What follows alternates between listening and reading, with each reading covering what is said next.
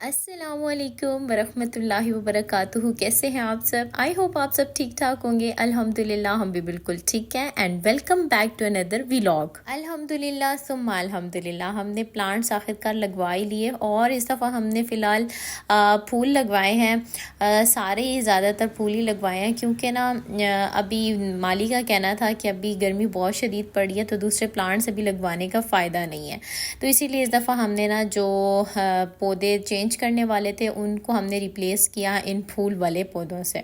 पौधे सिर्फ खूबसूरती नहीं देते बल्कि ये आपके दिल को भी सुकून देते हैं और इसके साथ साथ फिजा में ताजगी भी बरकरार रखते हैं। गौर करें तो हर पौधा एक दुआ की तरह होता है जो वक्त पर पानी, थोड़ी सी तवज्जो और थोड़ी सी मोहब्बत मांगता है और बदले में हमें खूबसूरती, खुशबू और सुकून देता है। और ये पौधे बिल्कुल आपको अपने बच्चों की तरह लगते हैं। इनकी देखभाल करना आपसे बिल्कुल बच्चों की तरह टेंशन मांगते हैं और जब आप इनके साथ घुल मिल जाते हैं ना तो फिर आपको और किसी चीज़ का ख्याल ही नहीं रहता। यही वजह है कि बहुत सारे साइकेट्रिस्ट जो हैं वो पौधे लगाने का, उनके साथ घुलने मिलने का, उनके साथ टाइम स्पेंड करने का अपने पेशेंट्स को ज़रूर मशवरा देते हैं। कभी कभी होता है ना इंसान के साथ कि वो डिप्रेशन में चला जाता है बिना वजह कि उसके ऊपर उदासी आने लग जाती है। तो अगर आपके साथ भी ये सिचुएशन होती है तो आप भी घर में अगर ज़्यादा नहीं तो एक आध गमला रख लें, उसमें एक कोई पौधा बड़े प्यार से लगाएं, उसकी लुक आफ्टर करें। फिर देखिएगा कि आपका दिल भी जो है ना इन पौधों की तरह बाग बाग हो जाएगा, खिलखिला उठेगा और आपकी तबीयत पे जो उदासी है वो जो है आहिस्ता आहिस्ता ख़त्म होने लगेगी। मेरी मनी प्लांट भी माशाल्लाह थोड़ी बड़ी होना शुरू हो गई है। इसके नए पौधे पत्ते जो हैं वो निकलना शुरू हो गए हैं। बहुत सख्त गर्मी है बाहर लेकिन इनको ना अब डबल पानी देती हूँ मैं ताकि ये मुरझाए नहीं।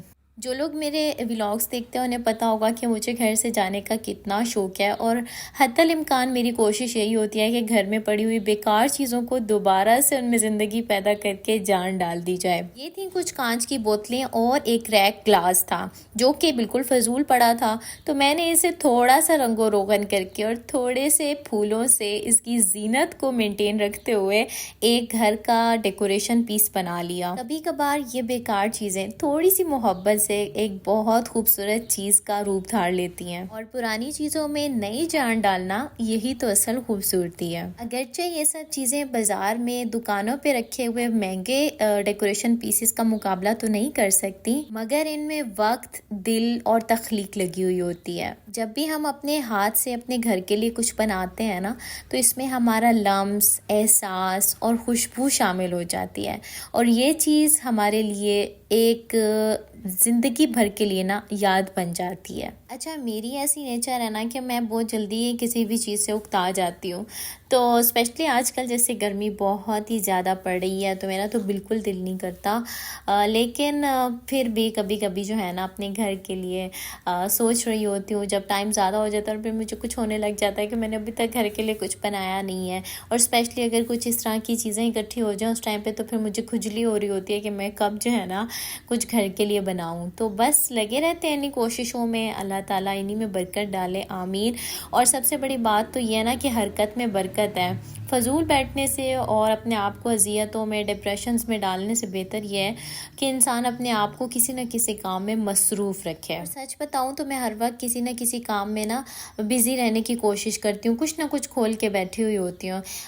एक दो दिन पहले मेरी एक स्टूडेंट थी, उनसे मेरी बात हो रही थी तो मुझे कहती हैं आप तो इतना ज़्यादा मसरूफ़ रहती हैं ना। तो मैंने कहा मसरूफ़ तो हर बंदा ही होता है, खैर हर बंदे की लाइफ में कुछ ना कुछ मसरूफियात होती हैं, लेकिन एक बात ये भी है कि मैं अपने आप को खुद मसरूफ़ रखने की कोशिश करती हूँ, वरना फ्री वक्त तो हर बंदा ही अपने लिए निकाल सकता है। लेकिन मेरी कोशिश होती है कि मैं ज़्यादा से ज़्यादा खुद को मसरूफ़ रखूँ, किसी न किसी काम में बिज़ी रहूँ। और पता है मैं रात को ना स्पेशली जब सारे कामों से फ़ारिग हो जाती हूँ उस वक्त ना मैं आराम से बैठ के अपने लिए कोई इंटरटेनमेंट ढूंढ लेती हूँ, कोई ड्रामा देख लेती हूँ, कोई अपना व्लॉग एडिट करना हो तो वो कर लेती हूँ। और उस टाइम पे ना सच में मुझे बहुत रिलैक्सेशन फील हो रही होती है। अगर आप सारा दिन ही फारिग बैठे रहोगे, कामों में दिलचस्पी नहीं लोगे तो फिर तो आप समझें सुस्ती का एक ढेर बन जाओ। अगर आपके घर में कोई सबसे बड़ी नहुसत है ना तो वो ये सुस्ती और काहली है। मैं अपने आप को भी ये बहुत ज़्यादा बात समझाती थी कि सुस्ती और काहली को हत्तल इम्कान अपनी ज़िंदगी से ना दूर रखना है, क्योंकि ये ऐसी चीज़ है जो आपके घर में डेरा डाल ले तो समझ लें हर चीज़ से नहुसत टपकना शुरू हो जाती है। तो खैर बातों बातों में यहाँ पर हमारा बीफ कढ़ाई जो है वो बन चुकी थी। तो आज जो है वो मेरे पास धनिया नहीं था, इसलिए मैंने धनिया ऊपर नहीं गार्निश किया, तो अदरवाइज़ जो है वो मेरी कढ़ाई रेडी हो गई थी। अच्छा, मुझे लीची बहुत पसंद है। आप लोग बताइएगा आप लोगों में से किस किस को लीची बहुत पसंद है। तो खैर आजकल लीची का सीज़न आया हुआ है, तो वैसे ही जब मैं लीची खा रही थी ना, तो उसके बीज को देख के मेरे दिमाग में ना एकदम क्लिक हुआ कि लीची भी तो घर में ग्रो हो सकते होंगे। मैंने अदनान से पूछा कि क्या ये हमारे घर में ग्रो हो सकती है। उन्होंने कहा मुझे इस बारे में कोई आइडिया नहीं है कि ये बीज से उगती है या फिर इसके अपने इस सीड से ना। तो मैंने फटाफट से नेट खोला और मैंने इसकी कोई देखी टेक्निक। तो एक टेक्निक मुझे कोई समझ में आई, तो वो मैंने कहा चलो मैं इसको कॉपी करूँगी। पहले तो मैंने इसको 2 दिन भिगो कर रखा था, तो मेरे ज़हन में पहले ये था कि शायद इसकी ना इसी तरह जड़ें निकल आएंगी, लेकिन वीडियो में देखने से पता चला कि इस तरह से नहीं, बल्कि इसको 2 दिन भिगो कर रखना है। देन फिर इसको किसी ना गीले कपड़े में लपेटना है, और गीला कपड़ा तो मुझे कोई समझ नहीं आ रहा था, तो मैंने इसको ना वाइप में इसके आधे सीड्स जो हैं वो एक में और आधे सीड्स जो है ना वो दूसरे में फोल्ड करके, और उसके बाद इसको ना शॉपर में बंद कर दिया। और ये जो है अब 2 हफ्तों के लिए इसी तरह छोड़ना है, और उसके बाद खोलकर चेक करना है, और जिसका आगे से जड़ शड़ निकल आया तो फिर वो वाला हमने ना मिट्टी में दबा देना है। अब मेरी तो यही दुआ है कि कुछ निकल आए, क्योंकि मुझे लीची बहुत पसंद है।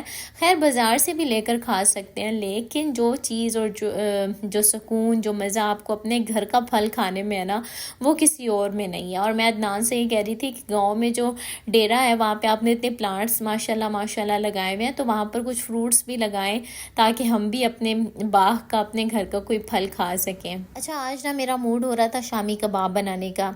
तो पहले तो मैंने खाना वाना बना लिया था, तो अब शाम में जो है ना मैंने सोचा कि बना लिए जाएं शामी कबाब। तो इसके लिए पहले मैंने गोश्त निकाला था, तो गोश्त को ना पहले मैंने सिरका और नमक में थोड़ी देर के लिए भिगोकर छोड़ा था, क्योंकि उसका बहुत ब्लड वगैरह सा आ रहा था। तो मैंने कहा चलो इससे इसकी बू भी दूर हो जाएगी और इसका ब्लड भी ख़त्म हो जाएगा। बस 5 मिनट मैंने रखा, उसके बाद उसको वॉश कर लिया। खैर शामी कबाब तो ऐसी चीज़ है जो हर बड़ी ईद पे, खैर नॉर्मल डेज़ में भी बनती होगी, लेकिन बड़ी ईद तो एक स्पेशल चीज़ होती है जिस पर शामी कबाब तो सबके घरों में बनते ही बनते हैं। अच्छा, मैं कोई इतनी शौकीन नहीं हूँ, लेकिन कभी कभार बस चाय के साथ ना थोड़ा मज़ा आता है कबाब शबाब खाने का, या फिर स्पेशली नाश्ते में अगर पराठे के साथ शामी कबाब हो तो फिर नाश्ते का मज़ा दोबाला हो जाता है। तो इसलिए मैंने सोचा कि लगे हाथों शामी कबाब जो है ना बना लिए जाए। और तो आज की एक अच्छी बात जो मैं आप लोगों के साथ शेयर करना चाह रही थी, मैंने कहीं पढ़ी थी और कहीं सुनी भी थी कि गुलाब जो है ना उसे अगर प्यार की नज़र से देखोगे तो आपको रंग भी नज़र आएगा, आपको खुशबू भी महसूस होगी, और अगर नफरत से देखेंगे तो कांटे आंखों में खटकना शुरू हो जाएंगे। हर किसी का अपना अंदाज और हर एक का अपना हुस्न नज़र होता है। अगर हम दिल में किसी के खिलाफ नफरत पाल लेंगे ना तो उस शख्स में हमें सिर्फ ऐब नज़र आएंगे, और जब हम उसके साथ मुकाबले में लग जाते हैं, उससे आगे निकलने की कोशिशों में लग जाते हैं, तो हमारे अपने दिल का सुकून सबसे पहले मुतासिर होता है।